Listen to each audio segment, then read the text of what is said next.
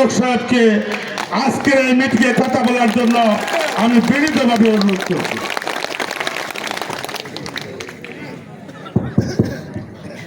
বিসমিল্লাহির রহমানির রহিম। ৬ নং খারনই ইউনিয়নের ৮ নং ওয়ার্ড বিএনপি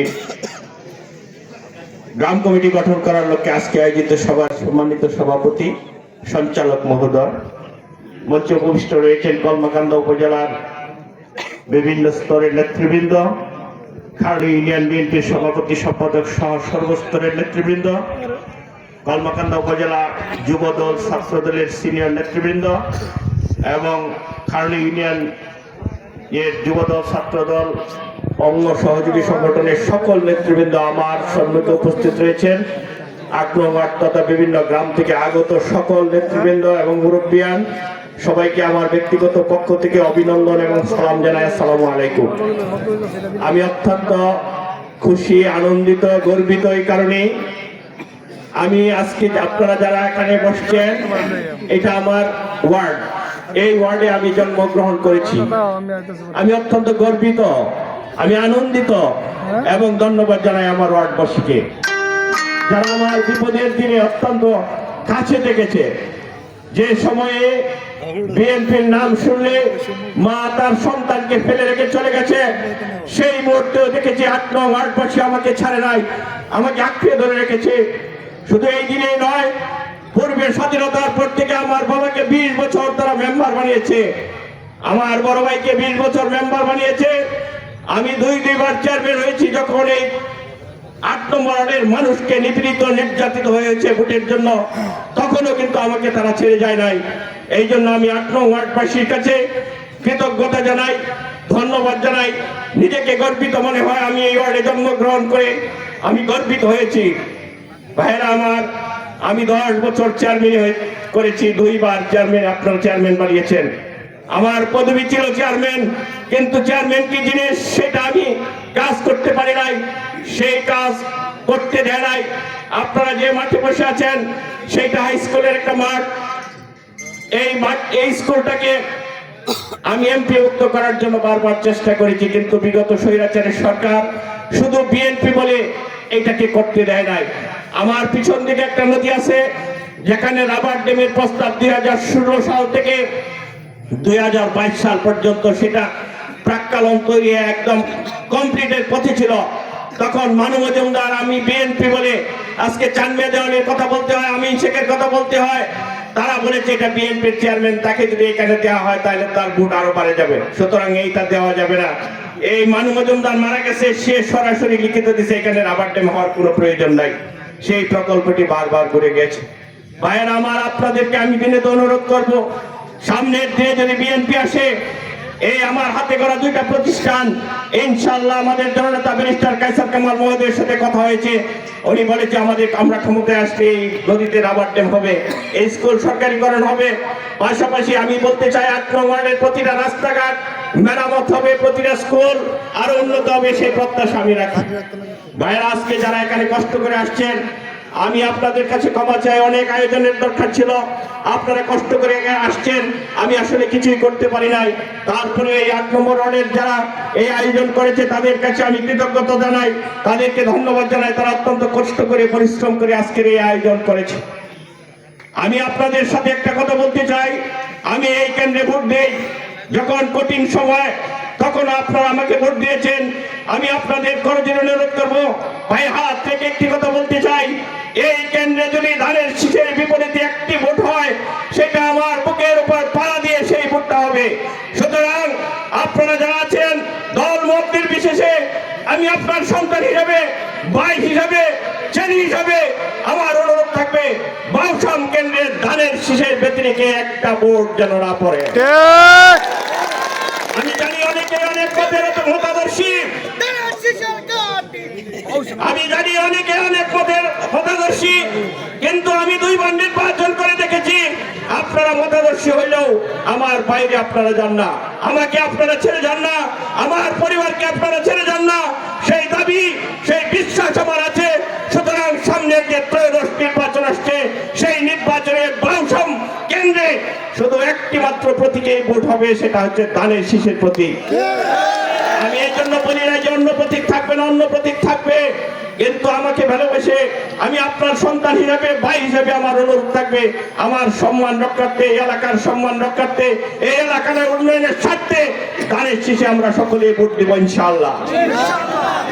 আমি আপনাদেরকে কথা দিয়েছি যে ধানের শীষ যদি বিজয় হয়, এই 8 নম্বর ওয়ার্ড তথা খালনা ইউনিয়নের প্রতিটা ওয়ার্ডের চিত্রের পরিবর্তন হবে, রাস্তাঘাটের পরিবর্তন হবে, জীবন মানের পরিবর্তন হবে, মানুষ সুখে শান্তিতে বসবাস করবে, সেই প্রত্যাশা, সেই নিশ্চয়তা আমরা ইনশাআল্লাহ দিতে পারি।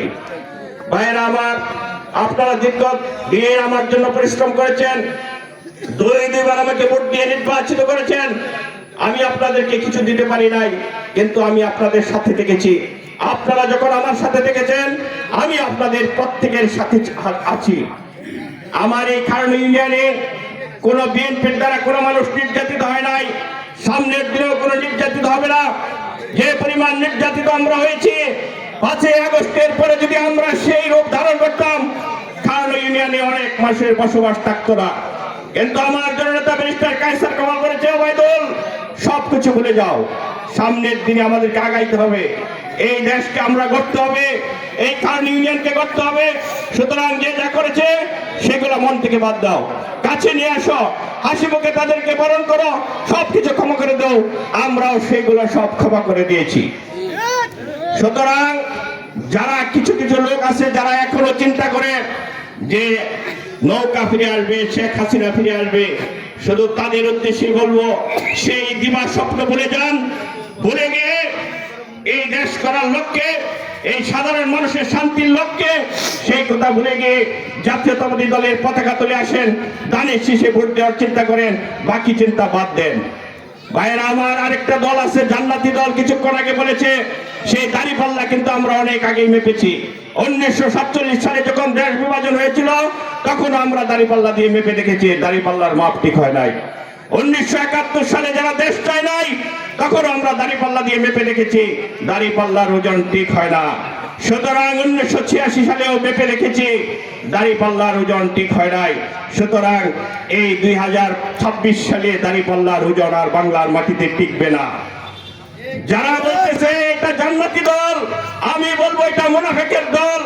অনেক উলামা আলেমরা বলেছে যে আল্লাহ করেছে ইসলাম, শয়তান করেছে জামাত ইসলাম, এটা মওদুদির ইসলাম। এই ইসলাম বাংলার মাটিতে টিকবে না। যারা জান্নাতের কথা বলেন, যারা জান্নাতের টিকিট দিতে চান, আমি বলবো অনেক দিন লুঙ্গির নিচে ছিলেন, এখন হুট করে বাইর হইয়া দেশের স্বাধীনতা যখন চান নাই, দেশের ক্ষমতা কি করে চান? লজ্জা থাকার উচিত যে যে দেশের স্বাধীনতা চায় নাই, তারা এই দেশের ক্ষমতা চায়, তাদেরকে আমরা দাঁত ভাঙা জবাব দেব। ত্রয়োদশ নির্বাচনে আমরা দেখাবো ধানের শীষ ছাড়া বাংলার মাটিতে কোন কাফের মুনাফিকের জায়গা বাংলার মাটিতে হবে না ইনশাআল্লাহ। ভাইরা আমার, আমার সাথে আপনার দ্বিধাদ্বন্দ্ব থাকতে পারে, আরেকজনের সাথে দ্বিধাদ্বন্দ্ব থাকতে পারে, কিন্তু ধানের শীষের সাথে কারো যেন দ্বিধাদ্বন্দ্ব না থাকে। আমরা সকলে ঐক্যবদ্ধ হয়ে খালনা ইউনিয়ন তথা কলমাকান্দার মাটিতে এমন পরিমাণ ভোট দেব, যে পরিমাণ ভোট দেখার পরে বেগম খালেদা জিয়া এবং তারেক রহমান বলে ব্যারিস্টার কায়সার কামাল শুধু একজন আইনজীবী নয়, একজন উচ্চ শিক্ষিত নয়, সে জনমানুষের নেতা, গণমানুষের নেতা, কলমাকান্দা দুর্গাপুরের অভিভাবক। এইরকম ইতিহাস আমরা তৈরি করবো ইনশাআল্লাহ। সুতরাং আজকে থেকে আমাদের প্রত্যেকের ঘরে ঘরে কাজ করতে হবে, প্রত্যেক মা বোনের কাছে যাইতে হবে, মা বোনকে বলতে হবে যারা ইসলামের কথা বলে, ইসলামের কথা বলে ধোঁকা দেয়, তাদের কথা বিশ্বাস করা যাবে না। ইসলাম আল্লাহর মনোনীত দিন। এটা যে আওয়ামী লীগ করে তার জন্য, বিএনপি করে তার জন্য, জামাত করে তার জন্য, জাতীয় পার্টি করে তার জন্য হইতে পারে। সুতরাং একক নির্দিষ্ট কোনো দল নাই, যেটা আল্লাহর মনোনীত দল। আল্লাহর মনোনীত দল হচ্ছে ইসলাম, আল্লাহর মনোনীত হচ্ছে সকল মানুষ, সকলকে। সুতরাং কেউ ব্যস্ত দেওয়ার, কেউ দুজক দেওয়ার ক্ষমতা মানুষ রাখেন একমাত্র আল্লাহ ছাড়া। মহিলাদেরকে যারা ধোঁকা দেন, যে সমস্ত মহিলারা বোরকা পরে বাড়িতে জামাতের কথা বলে, নানা রকম কথা বলে, তাদেরকে আটক করে জিজ্ঞাসা করবেন এটা কিসের ইসলাম? এত বছর ইসলাম কোথায় ছিল? রাজনীতির সাথে ইসলামকে একত্রে করে ইসলামকে কলুষিত যারা করছে, আমরা তাদেরকে ছাড় দেব না। আমরা তাদেরকে দেখিয়ে দেব ইসলাম আলাদা জিনিস, রাজনীতি আরেক জিনিস। ইসলাম আর রাজনীতি একত্রে করা যাবে না, সেই আশা আমাদের থাকবে এবং সেই কথা আমরা বলে তাদেরকে ত্রয়োদশ নির্বাচনের দাঁত ভাঙা জবাব দেবো ইনশাআল্লাহ। ভাইরা আমার, অত্যন্ত কষ্ট করে আজকে এখানে বসছেন, রাত্রে 9টা হয়ে গেছে, পরিশ্রম করে আসছেন।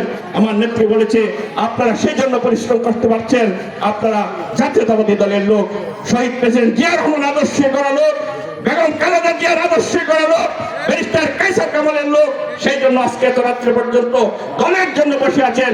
এটা ত্যাগের বিষয়, এটা তিতিক্ষার বিষয়, এটা আবেগের বিষয়। সুতরাং আপনাদের সকলকে এই পরিশ্রম যেন সার্থক হয় সেই আশা এবং প্রত্যাশা রেখে ত্রয়োদশ নির্বাচনে আমরা সকলে ঐক্যবদ্ধভাবে ধানের শীষে ভোট দেব সেই প্রত্যাশা রেখে ধন্যবাদ জানিয়ে আমি আমার কথা শেষ করার আগে আমি বিশেষভাবে অনুরোধ করব, একজন ভাইয়ের যেন জায়গার থেকে না উঠেন। যে যেখানে আছেন ঠিক সেই জায়গায় বলবেন, এবং যারা বাচ্চা কাচ্চা আছে তাদের জন্য সামান্য আপ্যায়নের ব্যবস্থা আছে। সুতরাং যে যেখানে আছেন জায়গায় বসে থাকবেন। আমার অনুরোধ হলো আমরা যতজন লোক আছে প্রত্যেকের জন্য আয়োজনের ব্যবস্থা আছে, কোনো অসুবিধা নাই। সুতরাং হইহুল্লা না করে বিশৃঙ্খলা সৃষ্টি